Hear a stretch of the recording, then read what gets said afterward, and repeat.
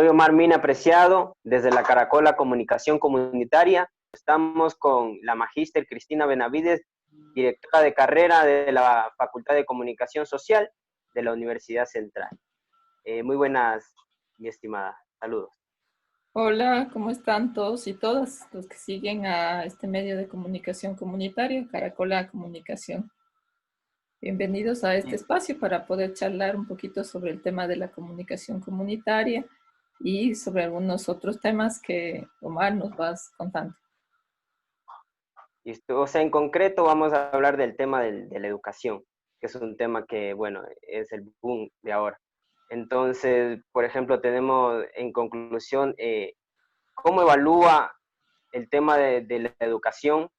¿Cómo se evalúa el tema de la educación a nivel nacional en estos momentos? Ahora estamos en un contexto particular que es el de la emergencia sanitaria y tanto todos los niveles de educación, las escuelas, los colegios, las universidades, han tenido que trasladarse hacia plataformas virtuales y eso implica el uso del Internet. Creo que ahí hay una condición, una brecha muy grande que se establece entre la gente que vive en la ciudad y la gente que vive en el campo. La gente que vive en el campo no va a tener las mismas condiciones de la gente de la ciudad. Y quizás esa es como la brecha más importante que tiene que ser subsanada por parte del Estado, porque una cosa es recibir clases en la ciudad a través de estas plataformas digitales o virtuales, pero otra cosa es el campo. Entonces creo que en función de ello, el Estado debería establecer una política direccionada a los sectores donde la señal de Internet e incluso de teléfono no es posible, ¿ya? Todo eso funciona donde hay Internet, donde hay conexión estable, donde hay números, donde hay teléfonos móviles. El lío realmente ocurre cuando no tienes esas facilidades. Entonces creo que el contexto de ahora, el contexto de la pandemia, es precisamente un contexto complejo para el país, complejo para la educación y sin duda el recorte presupuestario que ha vivido tanto la universidad como el Ministerio de Educación e incluso hasta los centros infantiles ha hecho que la condición todavía se agrave aún más porque va a limitar la capacidad que tienen las instituciones para desarrollarse en un medio como lo que está ocurriendo ahora, ¿no? En un medio de emergencia sanitaria. Sí, claro. Ustedes como el Frente en Defensa de la Educación Pública, ¿cómo, o sea, cuál es el estudio que han realizado a nivel de las zonas más vulnerables por el tema de la educación? ¿Qué zonas no tienen exactamente acceso a la educación en estos tiempos? A ver, nosotros, lo que pasa es que como estamos muy ubicados en la urbe, aún así en la ciudad también no todo el mundo tiene la misma o el mismo nivel de conectividad y entonces se ha hecho más el estudio a nivel ciudad. Entonces en la ciudad hay barrios que no necesariamente tienen las mismas capacidades para tener conexión, pero también hay barrios en los cuales ya ni siquiera llegan ciertas operadoras de internet, no llegan. Entonces, creo que eso es importante distinguir. Lo mismo que ocurre en lo macro, decir campo, ciudad, también ocurre en las ciudades con las zonas más periféricas, más alejadas del centro, que no tienen una buena conexión a Internet. Entonces, lo que vemos y lo que un poco quisiera destacar es que el momento en el que estamos, este momento de emergencia, está marcando radicalmente cómo se va a llevar el tema de la educación. Realmente tendrán posibilidades de aprender en el proceso, de tener mejor acceso, los que puedan tener Internet. El resto tendrá que hacer malabares para seguir con el proceso de formación. ¿Y qué medida, o sea, qué demanda se plantea desde el Frente de Defensa de la Educación Pública? Nos planteamos fundamentalmente el que no exista la reducción del presupuesto, pero también estamos planteándonos el defender el trabajo como un principio vital, porque una de las cosas que a propósito de COVID, el gobierno ha implementado un paquete de medidas económicas en las cuales el eje central de ese paquete es la reducción de personal en todas las instituciones del Estado. Además, varias personas que trabajaban en el sector privado también han sido despedidas por lo que ocurrió. Eso significa que hay mucha gente en el desempleo o en la precarización. Y creo que esa es nuestra principal demanda, el evidenciar en la sociedad que a propósito de todo lo que ocurre, hay desempleo, hay precarización. Por lo tanto, estamos defendiendo el trabajo, como el trabajo Se visto tiene, desde un derecho, ¿no? ¿Se tiene un porcentaje claro de cuánta gente ha perdido su trabajo en estos tiempos desde que empezó las medidas del gobierno? El gobierno no arroja medidas, no arroja datos específicos, incluso lo hemos querido consultar en la página del INE y dice literalmente que por este tiempo no va a emitir cifras. Más o menos se presume que unos 200.000 han sido desafiliados del IES, pero no necesariamente eso implica que los otros que tenían trabajo a lo mejor no estaban afiliados al IES. Hay datos que Ya. no se podrían corroborar. ¿Y cómo esto afecta a la zona rural? O sea, ¿qué pasa con la gente que salió por el tema de que no había mucha oportunidad en el campo y salió y migró a la ciudad y se encuentra con esto en la ciudad?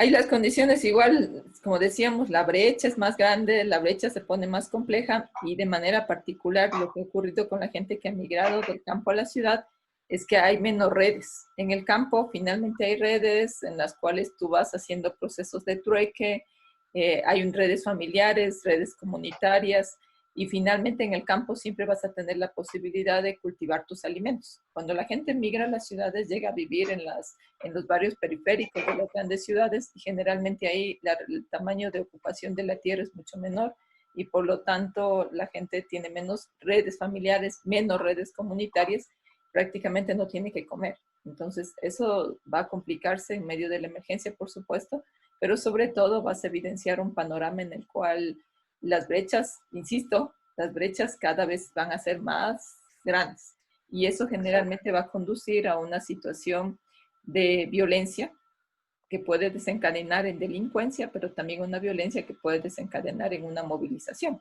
¿Ya? Lo importante es que al menos tengamos la posibilidad de que esa violencia pueda se pueda desencadenar a la movilización, a la acción, para decirle a los gobernantes de turno que aquí estamos, que no nos quedamos callados, que le estamos demandando el derecho básico que tiene la gente, el derecho al trabajo, el derecho a la educación, el derecho a la salud. Y creo que en eso no estamos diciendo nada extraordinario que no sea los principios que nosotros mismos hemos velado permanentemente porque se defiendan y porque se sostengan. ¿Por qué el sector rural no ha podido insertarse eficazmente al tema de la educación de tercer nivel, es decir, las universidades? A ver, ahí creo que hay varios análisis que se han hecho, entre otros, el tema puntual recorre por el nivel de formación en el nivel básico, es decir, en el nivel medio y en la primaria. ¿Qué significa eso? Que hay diferencias sustanciales y que lo han comprobado varios estudios entre la capacidad lectora y el nivel de comprensión de matemáticas que tú tienes en niños y adolescentes que estudian en escuelas y colegios eh, que están ubicados en la periferia, por decirlo de alguna manera, frente a los niños que estudian en la ciudad.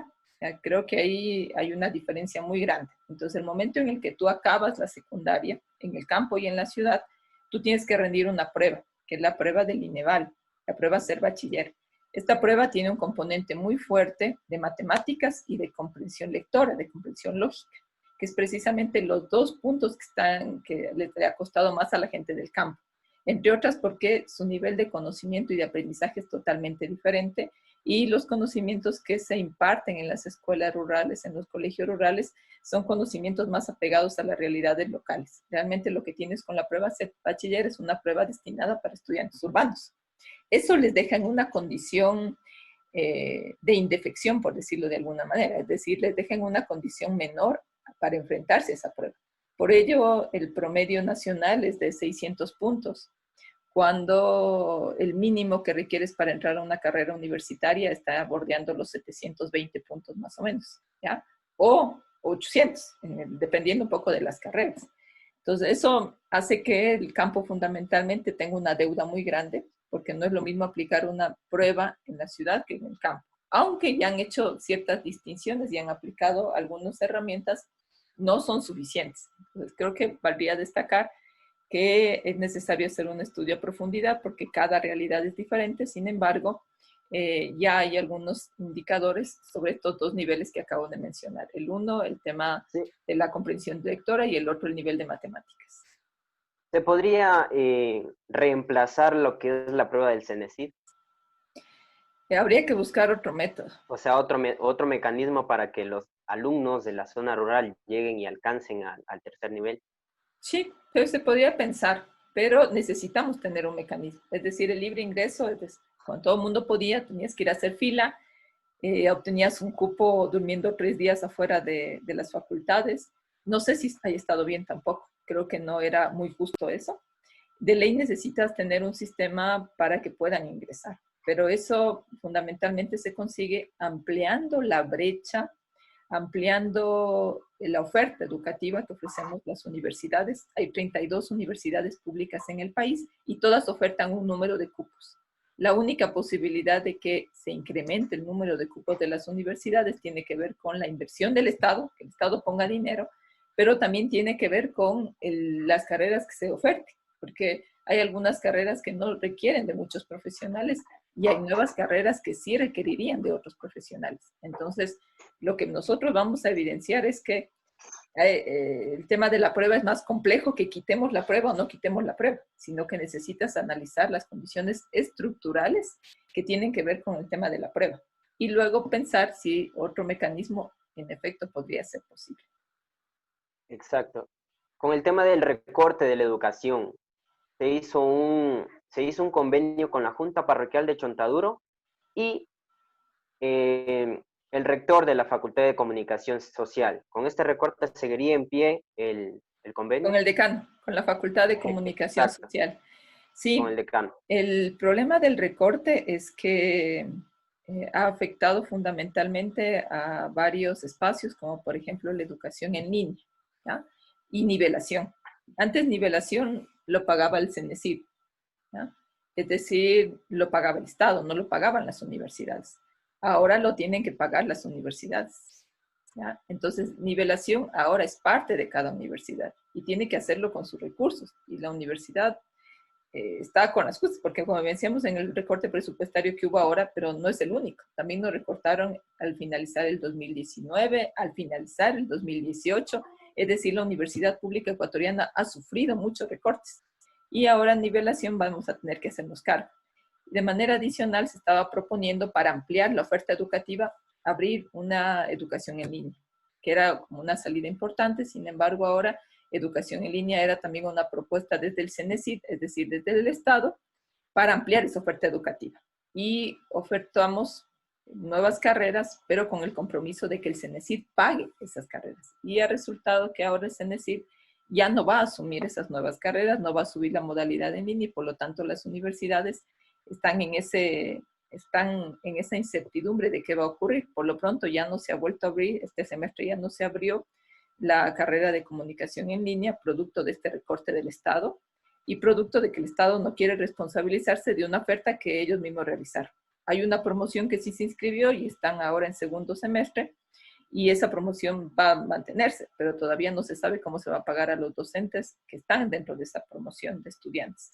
Es parte del recorte y creo que vale la pregunta porque se firmó un convenio un poco con el objetivo de preparar a los estudiantes para que puedan rendir el examen y que puedan aplicar para la modalidad en línea. Pero creo que debemos recordarles que esa modalidad en línea estaba ofertada por parte del Estado, ¿ya? Y el Estado, a través de una articulación con todas las universidades, logró generar el proyecto y finalmente se aprobó, lo aprobó el CES, que es el Consejo de Educación Superior, donde se aprueba la creación de nuevas carreras y demás, y finalmente el Estado no se va a hacer cargo.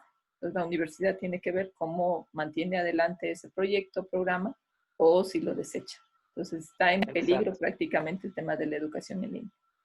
Ajá.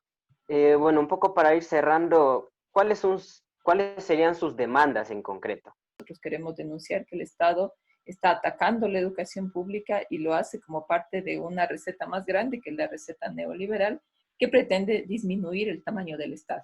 Y lo hace a través de disminuir a los trabajadores que somos parte de ese Estado, para con ello cumplir la receta neoliberal, pagar puntualmente la deuda externa y con eso seguir obteniendo más créditos y endeudar más al país.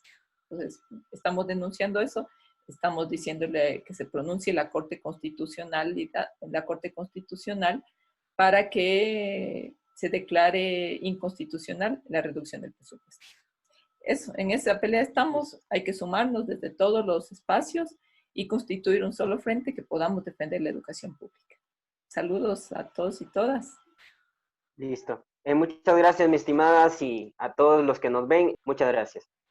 Gracias. Saludos a todos, todas.